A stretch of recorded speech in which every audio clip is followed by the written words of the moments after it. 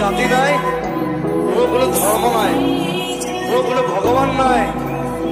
মই মুক্ত, মই কাঞ্চনজঙ্ঘা। এই মায়ার ধরা দুদিন মাত্র থাকিবা তুমি,